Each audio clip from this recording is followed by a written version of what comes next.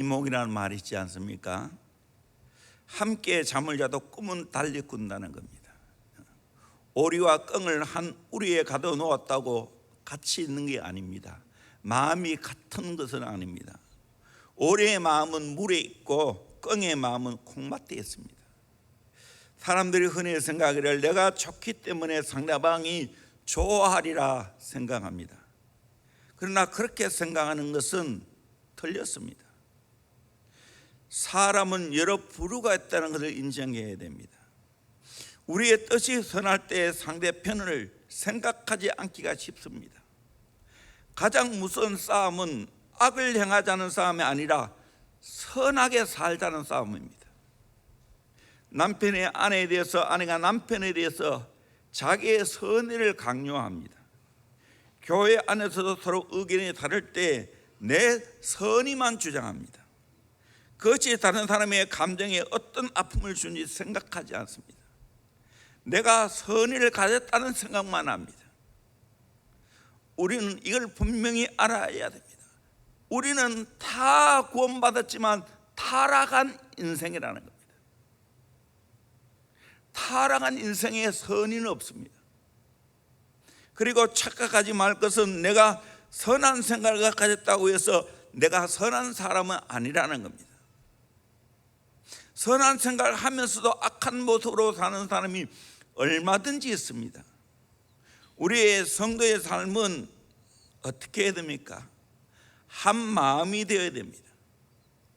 빌립보 교회는 잘 아는 대로 루디아라는 자주장사 집에서 세운 교회입니다. 그래서 그런지 모르지만 여성 주도적인 교회인 것 같습니다. 여성 주도적인 교회는 정이 많습니다. 사랑이 많습니다. 빌립보 교회는 바울이 감옥에 갇혔다는 소식을 듣고 얼마나 춥고 얼마나 배고플까, 얼마나 불편할까 생각하면서 위문금을 보내게 됩니다. 저도 한 번씩 강의나 헌신 예배를 가보면 여전도회나 여성들이 주관하는 집회는 확실히 다릅니다. 세심하게 강사의 마음을 헤아리고 섬겨줍니다. 아주 오래전 이야기인데 제가 효대 IBF 수련회를 인도한 적이 있습니다. 그때 가보니까 감동을 받는 건 시간마다 엽서가 올라옵니다. 목사님 감사합니다. 더 좋은 말씀 전해주세요. 음료수와 함께 때에 맞게 대접하는 걸 보면서 확실히 여성들이 주도하는 집회는 다르구나 생각했습니다. 이것이 여성들의 장점입니다. 우리 가정에도 여성이 없으면 어떻게 되겠어요? 그런데 단점이 있습니다. 그것이 무엇이겠습니까? 질투입니다. 사랑과 질투는 동전의 양면과 같습니다. 빌립보 교회의 여성적인 주도하는 교회가 되다 보니까 질투가 있었던 것 같습니다. 유오디아와 순두계가 서로 알력을 하고 있는 것 같습니다. 요즘 말하면 여전도의 회장, 부회장쯤도 되는 것 같습니다. 그래서 빌립보서 4장 2절에 보면 내가 유오디아를 권하고 순두계를 권하노니 주 안에서 같은 마음을 품으라. 유오디아, 순두계는 여성 명사입니다. 여성이라는 거예요. 주 안에서 같은 마음을 품으라 그렇게 권면하고 있습니다. 교회는 여러 부류의 사람이 모여 있습니다. 잘난 사람, 못난 사람, 유식한 사람, 무식한 사람, 남녀노소, 빈부, 기천 다 모여 있는 것이 교회입니다. 이렇게 되다 보니까 하나 되는 것이 쉬운 게 아닙니다. 생각이 다르고 취미가 다르고 사고방식이 다르고 자라는 환경이 다르고 상이 다 다릅니다. 추구하는 것이 다릅니다. 그런데 놀랍게도 성경은 예수 안에서 하나 되어야 한다라고 말하고 있습니다. 우리 힘으로는 절대로 하나 될 수가 없습니다. 예수 안에 있을 때 하나가 될 수 있습니다. 온전한 하나 합할 수 있기 위해서는 세 가지가 있어야 된다라고 말합니다. 첫째는 유니티, 하나가 이루어야 됩니다. 두 번째는 하모니, 조화를 이루어야 됩니다. 남녀가 다르지만 서로 같이 모여 조화를 이룹니다. 가정에 남녀가 결혼해서 살아가니까 조화가 이루어지는 거예요. 동성끼리 남성 여성, 남성 여성 동성애 보세요. 좋은 것 같지요? 아니에요. 창조 질서를 깨트리는 거예요. 교회는 여러 부류, 여러 종류의 사람이 모여 있기 때문에 조화를 이루는 거예요. 세 번째는 코퍼레이션, 협력을 해야 됩니다. 조화가 되어야 되지만 협력하지 않으면 깡이겠죠. 우리 교회가 큰 교회는 아니지만 여러 가지 일들을 잘 펼칠 수 있는 것은 각각 받은 은사대로 열심히 협력하기 때문에 교회가 365일 돌아갑니다. 우리 교회만큼 365일 건물을 알뜰하게 쓰는 교회가 어디 있겠습니까? 잘은 모르지만 세계 최고일 거예요 아마. 그런데 이렇게 잘 돌아갈 수 있는 것은 우리 각자 하나님께서 주신 은사대로 직분대로 잘 협력하기 때문에 가능하다는 것이에요.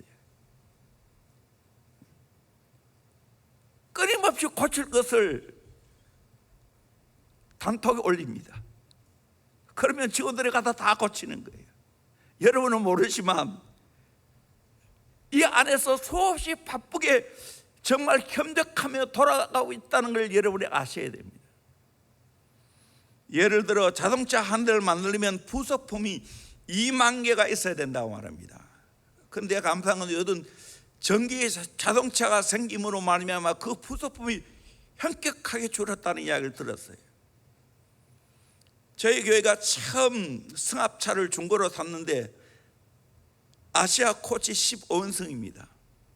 이 가장 단점은 문이 무거워가지고 얼마나 잘 빠지는지 정말 힘들었어요.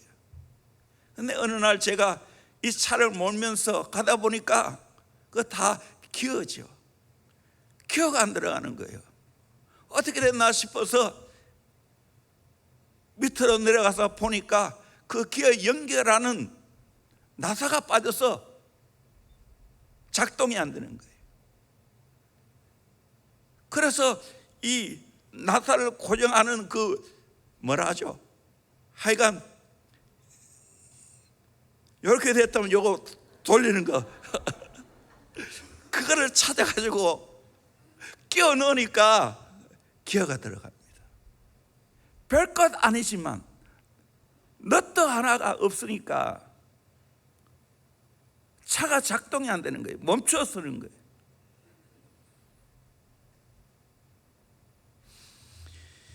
우리 교회도 마찬가지입니다. 각자의 역할을 잘 감당해야 됩니다. 항상 교회를 우선 생각해야 됩니다. 교회 잘 되면 되지.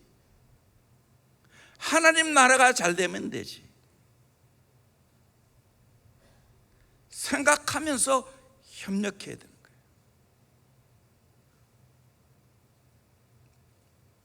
하나 되지 않고 서로 다투고 싸우면 어떻게 되겠습니까?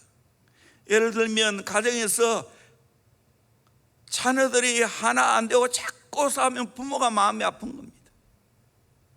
주님의 몸된 교회도 마찬가지로 주님이 머리 되십니다. 몸된 지체들이 서로 하나 안 되고 싸우면 우리 주님이 마음 아파하십니다. 목회자는 말할 것도 없고요. 피로 맺어진 한 형제들이 모여서 교회 구성원이 되었습니다. 영가족이 되었습니다. 하나님의 건속이 되었습니다. 그러기에 우리는 당연히 하나로 살아가야 됩니다.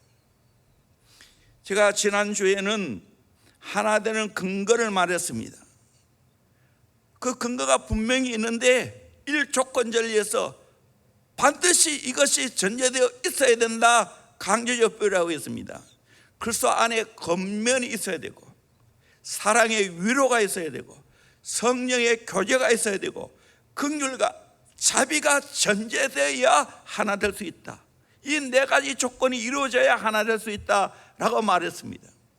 두 번째는 하나 되기 위한 방법이 있는데 2절에 보니까 마음을 같이하여 같은 사랑을 가지고 뜻을 합하여 한 마음을 품어. 네 가지 마음을 같이해야 된다, 같은 사랑을 가져야 된다, 뜻을 합해야 된다, 한 마음을 품어야 된다라고 말했습니다. 오늘은 세 번째로 하나 되기 위한 원동력이 뭔가 3절 4절 우리 같이 한번 더 읽겠습니다. 시작. 아무 일에든지 다툼이나 허영으로 하지 말고 오직 겸손한 마음으로 각각 자기보다 남을 낮게 여기고 각각 자기 일을 돌볼 뿐더러 또한 각각 다른 사람들의 일을 돌보아 나의 기쁨을 충만하게 하라. 하나 되기 위한 원동력이 뭔가 한마디로 말하면 겸손입니다. 오직 겸손한 마음으로 라고 했습니다. 겸손입니다. 내가 겸손하면 모든 사람과 하나가 될 수 있습니다. 겸손한 자를 싫어하는 사람은 아무도 없습니다. 심지어 교만한 자까지도 겸손한 자를 미워하지 않습니다. 겸손하면 모든 사람들에게 인정받고 사랑받고 존경받습니다.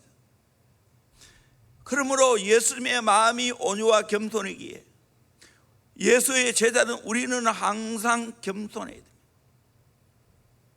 이런 유명한 이야기가 전해지고 있습니다. 어느 날 성 프란시스의 사랑하는 제자 한 사람이 깊이 기도하며 명상 중에 있었습니다. 환상 중에 그는 천국에 이끌려 올라가게 되었고 천국의 화려한 광경을 구경하게 되었습니다. 이곳저곳을 살펴보는 중에 가장 영광스럽게 장식된 보좌를 보게 됩니다. 그런데 그 보좌에는 그 의자에 앉을 사람이 없습니다. 그 빈 보좌를 보고 천사에게 물었습니다. 도대체 이 보좌는 누구를 위해서 만들어 놓은 것입니까? 그때 천사가 대답하기를 세상에서 제일 겸손한 성 프란시스를 위해서 만들어 놓았다라고 말했습니다. 이 말을 듣는 순간 아무리 스승이지만 스승이 저렇게 높은 보좌에 앉을 자격이 있는가 은근히 질투가 생겨났습니다. 우리의 스승이 그렇게 위대한 스승이 아닌 것 같은데 할 말이 없었습니다. 이제 그 환상에서 깨어났습니다. 그리고 자기 스승님을 따라다니면서 계속 지켜보았습니다. 아, 이분이 하나님 나라에 그렇게 존귀한 자인가 살펴보고 있는 중에 어느 날 단 둘이 만나게 되었습니다. 그때 시험을 했습니다. 선생님은 자기 자신을 어떤 사람이라고 생각하십니까? 성 프란시스는 마치 준비된 대답을 하는 것처럼 대답을 합니다. 세상에서 제일 악한 사람이라고 생각합니다. 그 말이 떨어지게 무섭게 반박을 했으면 그건 거짓말입니다. 그건 윗선입니다. 세상에 살인 강도도 많고 도둑놈도 많고 갖가지 죄인들이 많은데 성 프란시스는 모두 성자라고 추대받고 있는데 제일 악한 사람이라고 말하는 것은 위선 아닙니까? 그때 성 프란시스는 빙그리 웃으면서 평화로운 가운데 진실을 말했습니다. 그건 자네가 몰라서 그래. 나는 원래 악한 사람이라고. 지금도 악한 사람이야. 그리고 오늘 내가 이만큼 된 것은 하나님의 은혜야. 만약 내가 하나님께로 받은 이 많은 은혜를 다른 사람에게 베풀어 주었다면 그 사람들도 나보다 훨씬 더 좋은 사람이 되었을 거야. 참 겸손이 뭡니까? 진실이 뭡니까? 스스로 나는 어떤 사람이라고 평가하십니까? 세상에 가장 악한 사람이다. 누구와 비교할 수도 없는 사도 바울이 말한 것처럼 나는 죄인 중에 개수라고. 사도 바울에게 이 말이 됩니까? 그렇게 주님을 따랐던 그 사람이 나는 죄인 중에 개수라고.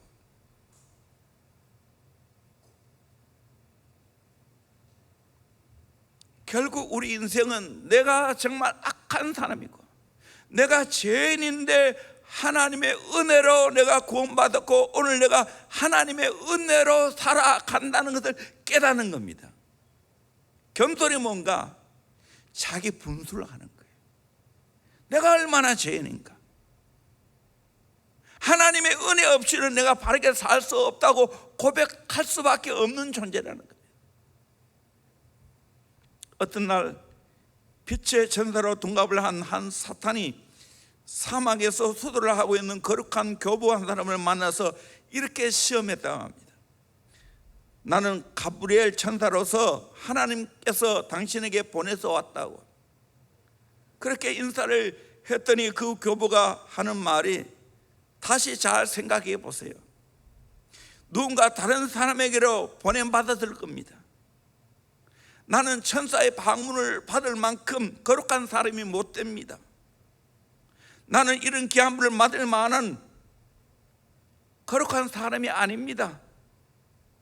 다시 한번 생각해 보세요. 다른 사람에게 보냄을 받았을 것입니다. 이 말을 듣고 사탄은 슬그머니 돌아가 버렸다고 합니다. 여러분, 내 주제를 알고 분수를 알면 사탄도 나를 어떻게 시험할 수가 없어요. 유혹에 안 넘어갑니다. 내가 착각하고 내가 대단한 자라고 생각하니까 사탄에게 넘어가는 거예요. 스스로 자기 자신에게 속는 겁니다. 유명한 종교개혁자 루터와 쭝글리가 있습니다. 이 사람들은 한 나라 사람은 아니지만 종교개혁을 위하여 함께 해야 된다는 신념이 있었습니다. 그런데 모여서 의논만 하면 의견이 합치되는 법이 없습니다. 일치가 안 됩니다. 싸움만 하다가 헤어집니다. 참 이 교리 전쟁은 무서운 거예요. 우리 장로교 안에서도 지금 분파가 많아요. 왜 그런지 알아요? 각자의 교리를 주장하기 때문에. 예를 들면 통합측 같은 경우에는 WCC를 인정하고 옹호하는 교파입니다. 우리 교단은 WCC를 거부합니다. 지금 우리 합동 측에도 WEA 이것 때문에 참 문제가 많습니다. 교류해야 된다, 교류하지 않아야 된다. 교리를 주장하면 끝없는 다툼이 일어납니다. 그렇다고 해서 내가 믿는 교리를 절대로 양보할 수 없지. 그러나 하나님 나라를 위해서는 서로 하나가 되어야 되죠.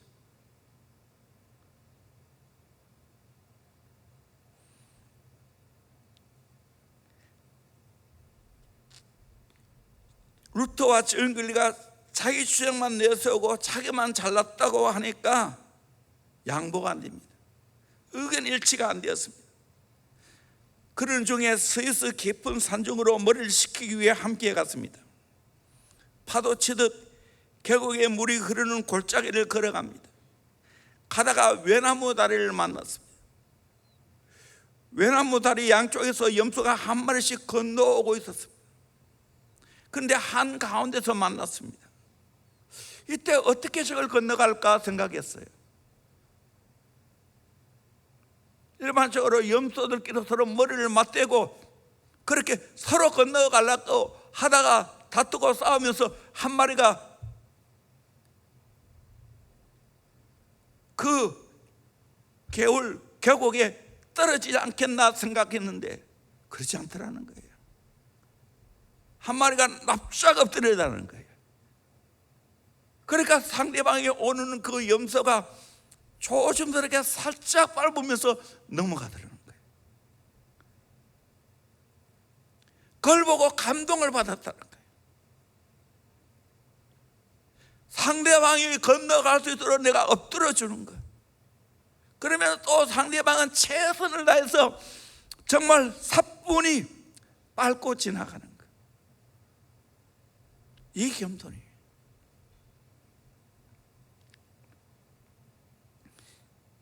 염소들의 양보, 무릎 꿇는 겸손에서 루터와 찌잉글리가 큰 교훈을 얻었다는 이야기였습니다. 그래서 루터는 기독교의 기본이 되는 덕을 겸손이라고 외쳤습니다. 어거스틴도 겸손을 이야기했죠. 정말 이 겸손이 중요합니다. 그러면 우리가 어떻게 겸손하면서 살아갈 수 있을까요? 오늘 성경을 보겠습니다. 첫째는 다툼과 허영으로 하지 않아야 됩니다. 아무 일이든지 다툼이나 허영으로 하지 말고 라고 말했습니다. 겸손의 부정적인 차원입니다. 다툼으로 하지 않아야 됩니다. 이 다툼이라는 이 말은 날품팔이라는 말입니다. 여러분, 날품팔이 하는 사람 알지요? 시간만 때우고 이기적인 태도로 일하는 사람입니다. 자기 유익과 야망을 위해서 일하니까 당연히 다툴 수밖에 없어요. 성도들이 이기적인 야망을 가지고 있는 한 절대로 하나 될 수 없어요. 두 번째로 허영으로 하지 않아야 됩니다. 허영이라는 공한 의견, 공한 자만심을 말합니다.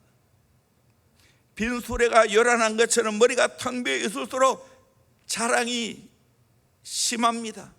요란하고 시끄럽습니다. 이기적인 야망이 있고 공한 자만심으로 가득 차 있는 사람은 절대 겸손할 수가 없습니다. 야망을 버리고 자기 선전의 풍선을 터뜨리는 것이 하나됨의 첫걸음입니다. 허영심이 얼마나 헛되다는 것을 묘사하는 글 중에 모파상이 쓴 작품 중에 진주 목걸이라는 작품이 있습니다. 어느 은행에 다니는 은행원이 예쁜 처녀하고 결혼을 했습니다. 부부가 아주 사이좋게 화목하게 잘 지냈습니다. 그런데 이 여인에게 허영심이 있었습니다. 성실한 남편에게 폐물을 사달라고 조릅니다. 그런 중에 한 번은 격조 높은 귀족들 파티에 초대를 받아갔습니다. 그냥 가면 될 텐데 부자 친구한테 값비싼 진주 목걸이를 빌려서 갔습니다.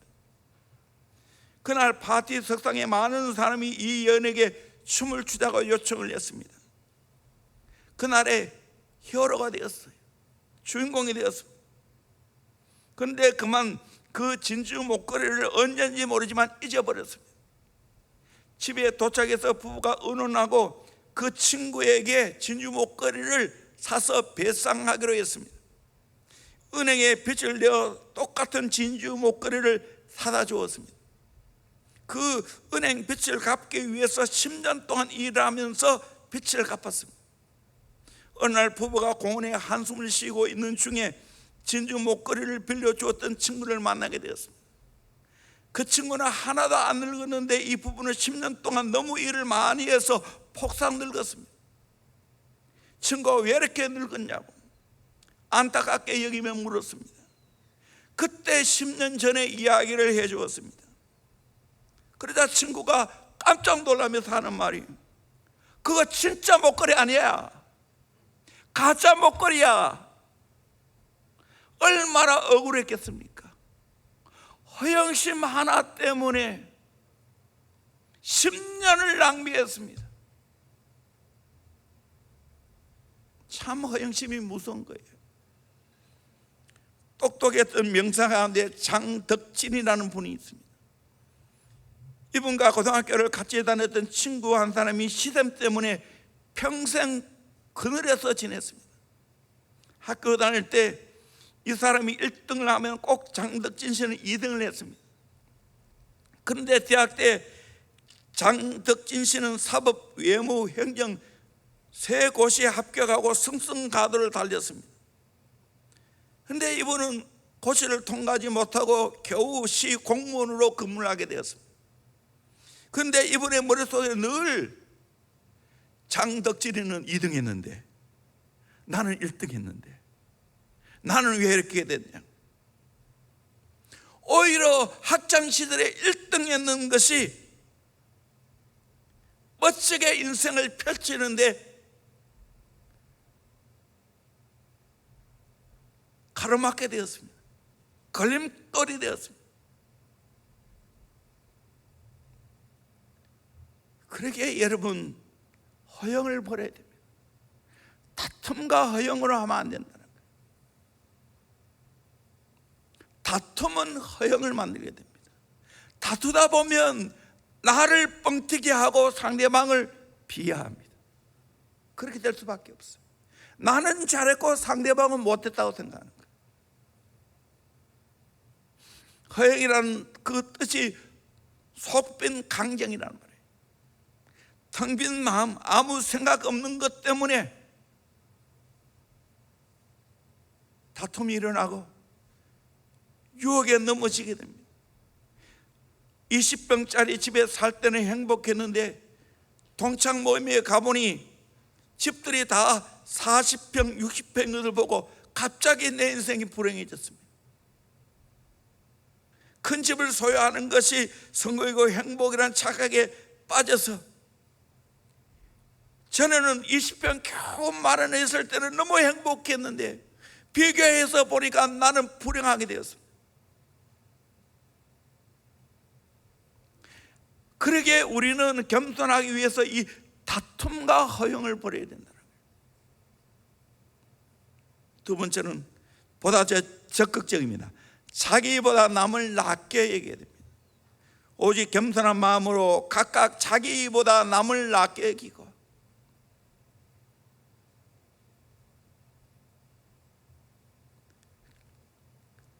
겸손의 속의 측면은 다툼과 허영을 버리는 것입니다. 겸손의 적극적인 측면은 자기보다 남을 낮게 여기는 겁니다. 세상 사람은 자기가 제일이라는 착각에 많이 빠져 있습니다. 자기가 다른 사람보다 우월하다는 생각이 많이 있습니다.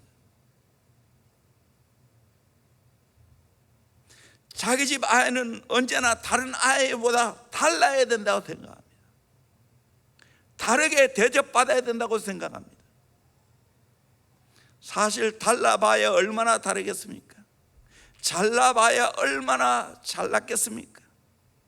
도토리 키재기 아니겠습니까? 근데 가정 안에서 가장 서로 협력하고 하나가 되어야 하는 부부 사이에 이런 일이 많이 생깁니다. 결혼하고 나서 수능 몇 점이냐고 배우자에게 따져 묻는다. 그거 묻어줘야겠는데.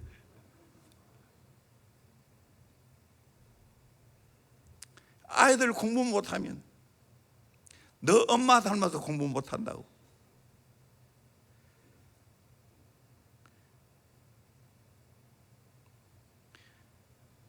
그러면 아이는 뭐라고 생각하겠어요? 내 공부 못하는 것이 유전 때문이라고. 엄마가 공부 못했기 때문에, 아빠가 공부 못했기 때문에 내가 공부를 못하는 것이라고. 바꿔야 됩니다. 자녀가 예를 들어 잘한 것이 있다면 내 자녀는 엄마 닮아서 잘한다고, 또 아내는 아빠 닮아서 잘한다고. 그렇게 말해야 가정에 행복이 있는 거예요. 저도 그래요. 아들이 수학을 잘하는 것은 전적으로 엄마 닮았습니다. 저 사람이 수학적 머리가 탁월합니다. 요즘은 워낙 차가 많아 그렇지 옛날에 벽면 거닐 때 차량 번호를 다 외웠어요. 거의.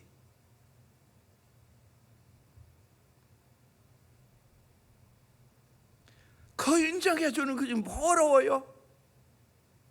그런데 그게 안 되는 거예요.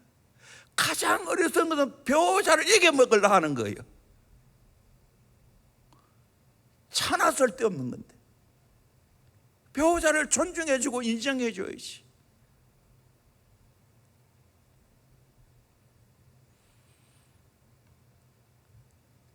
잘나고 잘하는 거 보면 상대방 닮아서 그렇다고. 이렇게만 해보세요. 가정이 저절로 하나가 됩니다. 자식이 못난 거 있으면 제 애비 닮아서 그렇다고, 제 어미 닮아서 그렇다고.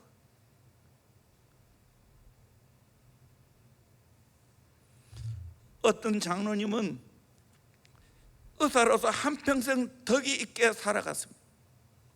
그 비결을 알아보니 말끝마다 나는 성질이 못돼서 복받을 만한 것 없는데 이만큼 복을 받고 사는 것은 우리 집 사람 때문이라. 집 사람이 성품이 좋고 덕이 있어서 이렇게 내가 복을 받고 살아간다고. 얼마나 행복하겠어요. 그 소리를 들으면 얼마나 행복하겠어요. 이거 사실인데 내가 오늘 내가 목회하는 것은 집사람 때문이에요.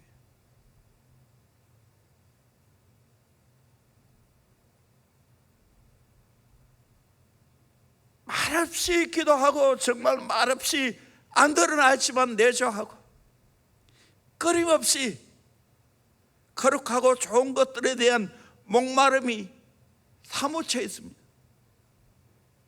그 열정 때문에 오늘 나가 있는 거예요. 오늘 대원교회가 있는 거예요. 대원체 어떻게 이걸 했겠어요? 아내의 내조 때문에 오늘의 내가 있는 거예요. 이건 진실이에요. 그래서 내가 한 번씩 웃으며 말하지만 예수님 만나는 것 다음으로 내 아내 만나는 것이 내가 수지 맞았다, 행복하다고. 사실이에요. 잘 익은 곡식은 언제나 고개를 숙이는 법입니다. 내가 잘나고 내가 이렇게 복을 받는 거 하나님의 은혜 때문이고 나하고 같이 사는 사람 때문이라고. 오늘 대형교회가 이렇게 잘 되는 것은 하나님의 은혜이고 또 수많은 분들이 희생하고 헌신한 것 때문에 결국에는 오늘의 대형교회가 있는 겁니다. 나보다 남을 낫게 여겨보세요. 그러면 행복이 저절로 오는 겁니다. 신세계 고향곡을 작곡한 드보르작이 있습니다. 체코슬로바키아 민족주의 낭만파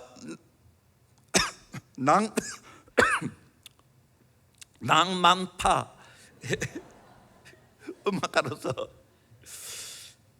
프라 음악원 원장이었습니다. 그는 참으로 겸손한 사람이었습니다. 자기가 태어난 조국 보헤미아의 일반 서민들과 마음을 터놓고 지내면서 평생을 정직하게 살았습니다. 사람들은 그의 음악을 아끼고 사랑했지만 그의 인품을 더욱 사랑했습니다.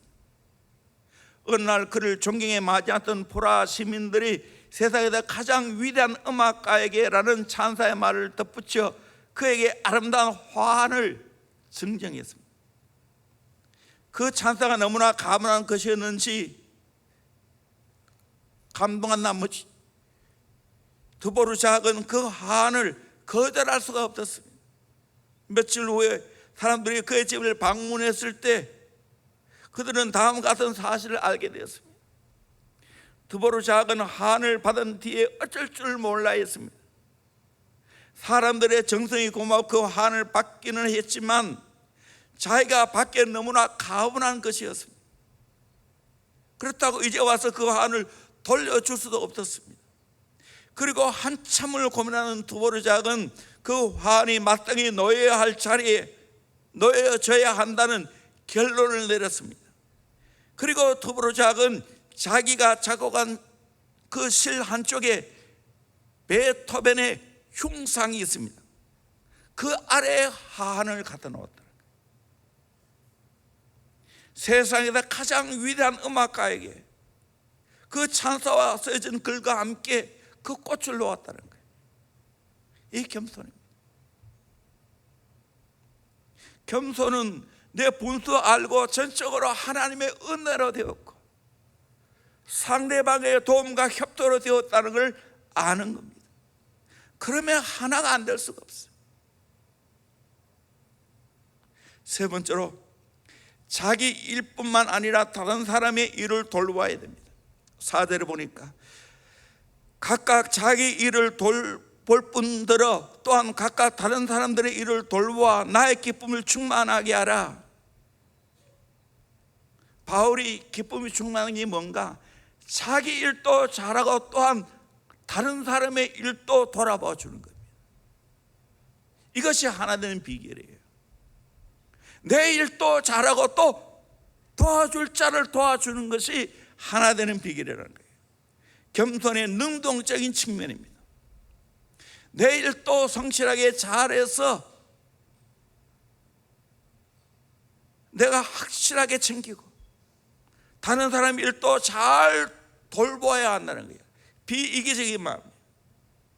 신앙의 성숙도를 알아보려면 얼만큼 다른 사람을 위하여 살아가는가 보면 압니다. 어린아이는 자기밖에 모릅니다. 모든 것이 자기 것입니다.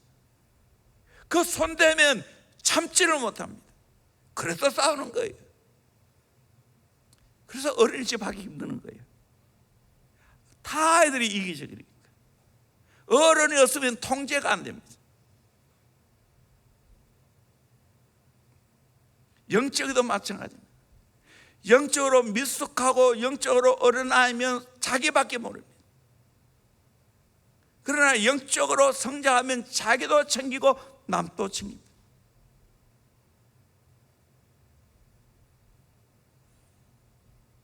성도는 어떻게 해야 됩니까? 잘 아는 거죠. 순서가 있어요. Jesus, others, you. 이럴 때 기쁨이 있다는 거예요. 예수님이 항상 먼저고 그 다음에 다른 사람, 그 다음에 나 자신이라는 거예요. 이럴 때 기쁨이 충만하고 주의 정도 기쁨이 충만한 거예요. 교회에 저는 그렇게 생각해요. 자기 영적 관리도 잘하고 자기 인간 관리도 잘하고 그러면서 또 도와줘야 할 영혼들을 돕는 걸 볼 때 저는 한없이 기쁩니다. 오늘 대원교회에 이렇게 성장하고 성숙한 사람이 많기 때문에 이 교회가 돌아가는 겁니다. 이렇게 살아가야 돼요. 우리가 앞으로 세계를 섬겨야 됩니다. 그러려면 성장하고 성숙해야 됩니다. 모든 면에 성장하고 성숙해야 됩니다. 그런데 영적으로 성장하지 않으면 다른 거 아무리 잘해도 소용이 없어요. 사람 키워야 돼요. 사실 이번 주 안에는 간절한 열망 때문에 제가 소그룹을 엄청 만났어요. 헤아리 볼 수도 없어요. 앞으로 목회하려고 생각하고 있는 사람들, 제가 오늘 젊은 이제 청년이라 해야 되나? 아직까지 청년도 아닌 청소년도 있는데 한 학기 이제 공부했는데 성적 보자고 저한테 카톡으로 보내라고 즉시 카톡으로 보냈더라고요. 아, 이놈들 4명 다 성적이 엄청 좋더라고요. 나는 그런 성적 못 받았는데 얘들 이런 성적을 받고 있구나. 감사했어요. 나보다 나으시. 너희들은 지금 봐도 나보다 정말 낫다. 그러나 나는 인생을 살고 영적으로 그래도 기도한 것이 있으니까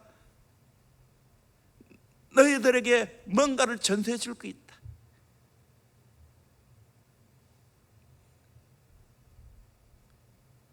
또 그러면서 비전을 이야기하면서 너희들이 성장하고 성숙해야 앞으로 돌봐야 할 영혼이 너무나 많이 있다.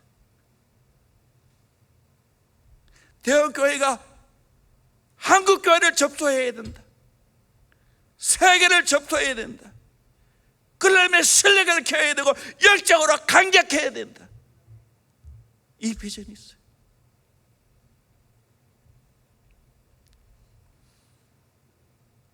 중국의 워친만리가 이런 이야기합니다.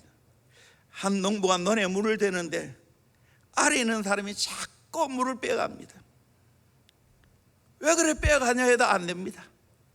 나중에 터득했어요. 아, 이래 하자. 아래 논에 있는 그 논에 물을 먼저 대줬어요. 그리고 난 후에 윗논에는 자기 물을 댔어요. 그러니까 다 만족하고 행복했다는 거예요. 이 정신이에요. 어떤 술주정뱅이 남편이 술 친구들과 함께 술집에서 술을 마시면서 자랑을 늘어놓았어요. 자기들은 지금이라도 술 친구들을 자정에 집에 데려가면 예수 믿는 아내가 불평하지 않고 저녁상을 차려줄 거다 이야기했어요. 이런 자랑을 듣고 있던 친구들은 돈을 많이 걸고 내게 하자고 했습니다. 그래서 술주정뱅이 남편은 술친구를 데리고 밤중에 집에 가서 저녁 차려내라고 했습니다. 그랬더니 그 아내는 얼른 일어나서 옷을 입고 기쁘게 저녁 밥상을 차려왔습니다. 식사 후에 정신이 좀 든 친구가 질문을 했습니다. 아주머니, 우리는 무리한 요구를 했는데 어떻게 이렇게 기쁘게 차려주십니까? 그때 술주정뱅이 아내는 이렇게 대답했습니다. 선생님, 남편과 제가 결혼할 때는 우리 둘 다 죄인이었습니다. 그런데 하나님이 저를 먼저 제 가운데 불러주었습니다. 그런데 내 남편은 아직도 제 가운데 살고 있습니다. 그의 미래를 생각하면 몸이 떨립니다. 죽으면 영원히 불행해질 것이니까요. 그래서 살아 있을 동안이라도 최대한 편하게 모시자. 그게 내가 해야 할 의무라고 생각했습니다. 이 말을 듣고 모두가 정신이 번쩍 들었습니다. 아내가 자신을 꺾고 못난 남편을 중조시 여기고 깍듯이 모신 것은 결국에는 남편을 하는 사랑이라는 걸 깨달았어요. 자기도 돌보고 남도 돌보는 마음이었어요. 그래서 정신을 차리고 예수를 믿었다는 거예요. 이 정신이에요. 내가 죄 가운데 구원받고 아직까지 내 남편, 내 가족은 아직 죄 가운데 구원받지 못한 여호와를 불쌍히 여기는 마음으로 섬겨주는 거예요. 그의 구원을 위해서, 그의 미래를 위해서 섬겨주는 거예요. 오늘 우리 교회가 왜 하나 되어야 됩니까? 우리 가정이 왜 하나 되어야 됩니까? 더 큰 사명 때문입니다. 가정에서 하나 되어야 자녀를 제대로 키울 수가 있습니다. 미래 다음 세대를 제대로 키울 수 있어요. 우리 교회가 하나 되어야 정말 하나님 앞에 모델 지은 교회 되어서 세계를 섬길 수 있는 거예요. 저는 이 꿈을 늘 이야기합니다.